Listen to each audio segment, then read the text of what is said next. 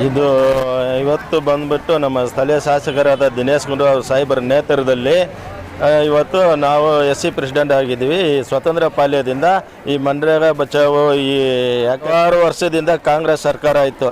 ಕೇವಲ ಇವಾಗ 13 ವರ್ಷದಿಂದ BJP ಸರ್ಕಾರ ಬಂದಿದೆ. 56 ವರ್ಷ ಇತಿಹಾಸ ಇದೆ ಕಾಂಗ್ರೆಸ್ ಪಕ್ಷ ಏನೇನು ಮಾಡಿದೆ ಅಂತ ಅಭಿವೃದ್ಧಿಗಳನ್ನ. ಇವತ್ತು ಅದನ್ನು ಒಂದು ಮಹಾತ್ಮ ಗಾಂಧಿ ಇದನ್ನು ತೆಗ್ದಾಕಕ್ಕೆ ಈ ಮೋದಿ ಇವಾಗ ಬಂದು ಇದನ್ನೆಲ್ಲ ಈ ಸ್ಕೀಮ್ ಮಾಡ್ತವ್ರೆ. ತುಂಬ ಜನ ಕೆಲಸ ಇಲ್ಲದೆ ಹೋಗುತ್ತೆ, ಬಡವರೆಲ್ಲ ಬದುಕೋಕ್ಕಾಗಲ್ಲ. ಈ ಥರ ಒಂದು ಪರಿಸ್ಥಿತಿ ಬಂದಿದೆ. ಅದರಿಂದ ನಮ್ಮ ಆರೋಗ್ಯ ಸಚಿವರು ದಿನೇಶ್ ಗುಂಡೂರಾವ್ ಸಾಹೇಬರ ನೇತೃತ್ವದಲ್ಲಿ ಇವತ್ತು ಇಡೀ ರಾಜ್ಯಾದ್ಯಂತ ಪ್ರತಿಭಟನೆ ನಡೀತಾ ಇದೆ.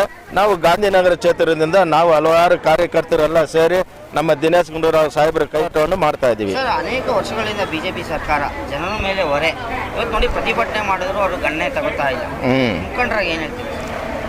ನಾವು ಯಾವತ್ತು ಈ BJP ತೊಲಗುತ್ತೋ ಅವಾಗ ಜನರು ಬದುಕೋಕ್ಕೆ ಒಂದು ಅವಕಾಶ ಸಿಕ್ಕುತ್ತೆ. ಯಾಕಂದರೆ ಇವಾಗ GST ಬೇರೆ ಬೇರೆ ಏನೇನೋ ತುಂಬ ತೊಂದರೆಗಳು ಅನುಭವಿಸ್ತಾ ಇದ್ದಾರೆ. ಈ ಜನರಿಂದ BJP ಸರ್ಕಾರಕ್ಕೆ ನೆಕ್ಸ್ಟು ತಕ್ಕ ಪಾಠ ಕಲಿಸ್ತಾರಂತ ನನ್ನ ಅನಿಸಿಕೆ.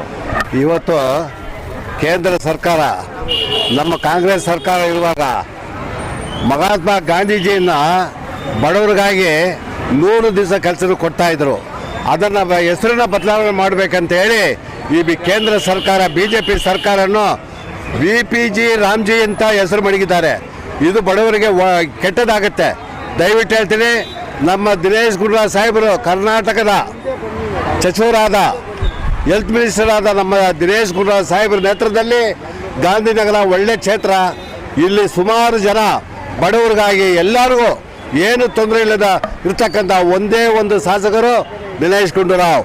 6 ಬಾರಿ ಗೆಲ್ಲಬೇಕಾದ್ರೆ ಇದು ಕರ್ನಾಟಕ, ಇದು ಇಂಡಿಯಾ, ಆ ಥರ ಹಲವಾರು ಜಾತಿಗಳಿದೆ. ಕನ್ನಡ, ತಮಿಳು, ತೆಲುಗು, ಉರ್ದು ಇದ್ರೂ ಸಹ ನಮ್ಮ ದಿನೇಶ್ ಗುಂಡೂರಾವ್ ಸಾಹೇಬರು ಕೈ ಪಡಿಸ್ಬೇಕು ಅಂತೇಳಿ ನಮ್ಮ ಶಿವಕುಮಾರ್ ನೇತೃತ್ವದಲ್ಲಿ ಇವತ್ತೊಂದು ಪ್ರತಿಭಟನೆ ಇಲ್ಲಿಂದ ಮೆರವಣಿಗೆ ಮಾಡಿ ನಮ್ಮ ಫ್ರೀಡಮ್ ಪಾರ್ಕ್ಗಳಿಗೆ ನಮ್ಮ ಸಾಹೇಬ್ರ ಜೊತೆಗೆ ನಾವು ಕೈ ಜೋಡಿಸ್ತೀವಿ ಅಂತೇಳಿ ನನ್ನ ಭಾಷಣ